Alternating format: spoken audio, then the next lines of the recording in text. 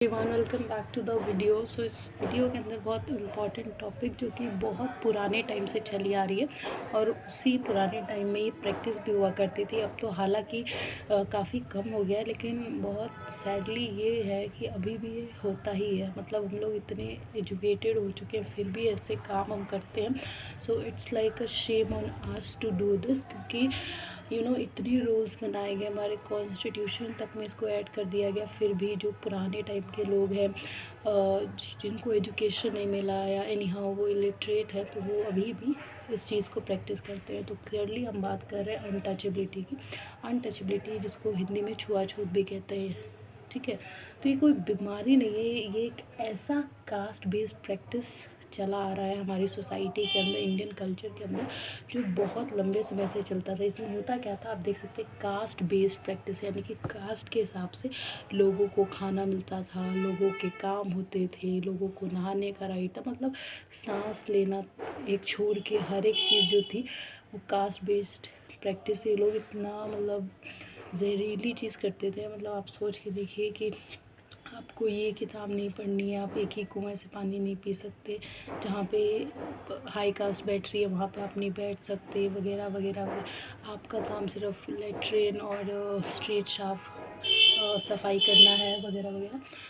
तो caste base जैसे ब्राह्मण, क्षत्रिय, वैश्य, शूद्रास थे। सो ब्राह्मण्स को सबसे हाई कास्ट माना जाता था, और वो लोग जो पंडित जी वगैरह होते वो होते थे, और वो जो होते थे वो सारे जो स्पिरिचुअल बुक्स हैं उन्हें पढ़ने की इजाज़त होती थी। क्षत्रिय, फिर नेक्स्ट कास्ट होती थी, फिर वैश्य एंड देन शूद्रास। तो जो शूद्रास होते थे वो क्या होते थे कि सबसे लो कास्ट होते थे, तो इनको कोई भी काम नहीं करने दिया जाता था। एक प्रोफेशनल मतलब एक नोबल प्रोफेशन में इनको नहीं आने दिया जाता था। इनको जो ऐसा काम करवाया जाता था कि मतलब एक ह्यूमैनिटी पे दबा है, जैसे कि घर घर जाके बाथरूम साफ़ करो आप लोगों के, और जूठा जो है भले वो उठा के खाओ, लेकिन हमारे घर पे आप साथ में बैठ के नहीं खा सकते, और आप कभी भी ये स्पिरिचुअल बुक्स नहीं पढ़ सकते, ये मंत्र वगैरह भी नहीं बोल सकते। मतलब बहुत ज़्यादा इनके साथ नाइंसाफ़ी होती थी। सो कास्ट बेस्ड, चार कास्ट के बीच में ये डिवीज़न था।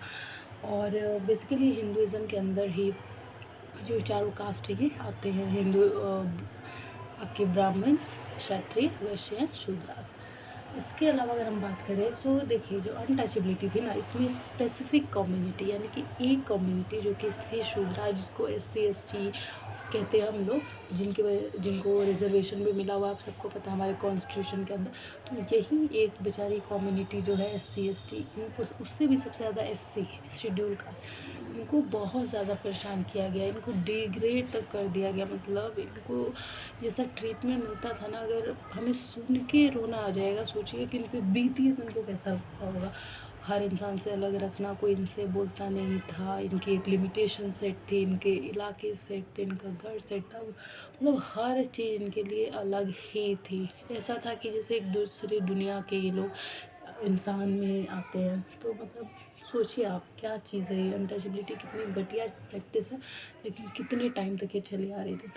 सो इसके अलावा जो दलित SC हैं, ये इन्हीं पे सबसे ज़्यादा अनटचेबिलिटी प्रैक्टिस की गई थी, ये दोनों कास्ट पे।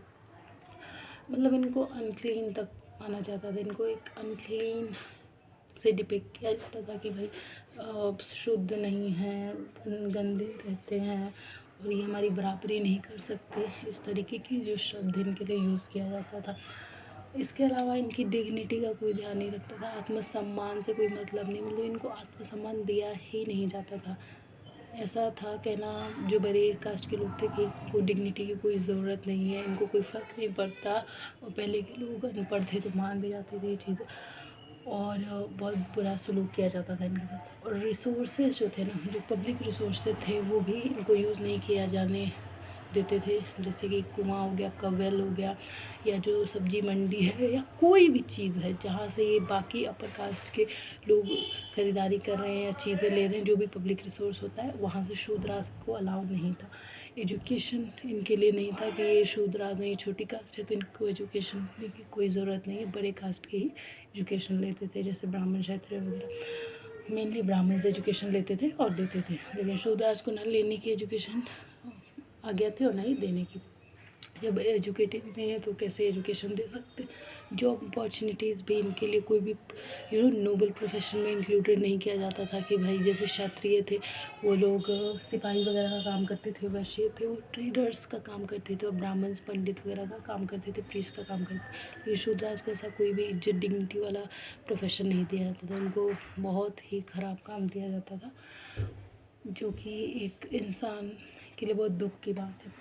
तो फिर इस सब को देखते हुए अब आज का टाइम जो आ चुका है 21वीं सदी, इसमें हमारे संविधान के अंदर एक आर्टिकल है, आर्टिकल 17 यानी आर्टिकल 17, जिसके अंदर अनटचेबिलिटी को रॉन्ग बताया गया है कि अगर कोई भी अनटचेबिलिटी प्रैक्टिस करता है तो वो पनिशेबल होगा और उसको पनिशमेंट दिया जाएगा, और ये हमारे फंडामेंटल राइट्स में से एक है, आर्टिकल 17 के अंदर है। तो ठीक है, इसके अलावा कुछ एक्ट्स भी बनाए गए थे, नियम कानून, ताकि अनटचेबिलिटी को रोका जाए। सो अनटचेबिलिटी एक्ट 1955 जो कि ऑफेंस एक्ट में आता है, क्राइम एक्ट में आता है। सो इसको रोकने के लिए 1955 में एक एक्ट बनाया गया। फिर इसी को रीनेम यानी कि इसी का नाम बदल दिया गया था 1976 के अंदर, protection of civil right act.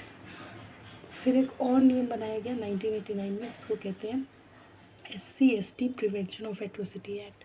तो ये जो दो एक्ट हैं, एक तो चलिए नाम उसका रीनेम हुआ था, दो एक्ट हैं, उनको इतनी स्ट्रिक्टली इम्प्लीमेंट किया गया कि अगर कोई भी इंसान अनटचेबिलिटी करते हुए पाया गया तो उसको कड़ी से कड़ी सज़ा मिलेगी। क्योंकि चलो पहले के लोग थे, उनको नहीं पता था कि ये चीज़ कितनी ये है, वो अंधविश्वास को फॉलो कर रहे थे, लेकिन अब तो आप ये चीज़ें समझ रहे हो तो आपको जाहिर सी बात है इसकी प्रैक्टिस रुकनी पड़ेगी।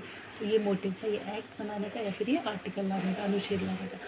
लेकिन अभी भी सैडली इतनी दुख की बात है कि लोग एजुकेटेड होते हुए भी लैक ऑफ अवेयरनेस, यानी कि लोगों को इस चीज़ का आइडिया ही नहीं है कि अनटचेबिलिटी क्या चीज़ है और हम कर रहे हैं तो क्या गलत करें। उसकी वजह से रूरल एरियाज़ में ज़्यादातर, अर्बन एरियाज़ में तो, सिटीज़ में तो हर कोई एजुकेटेड होता है, और अगर एजुकेटेड नहीं है तो वहाँ पे इन्वायरमेंट ही कुछ अलग होता है, एटमॉस्फेयर कुछ अलग होता है। तो रूरल एरिया के अंदर अभी भी अनटचेबिलिटी प्रैक्टिस कहीं कहीं होती है।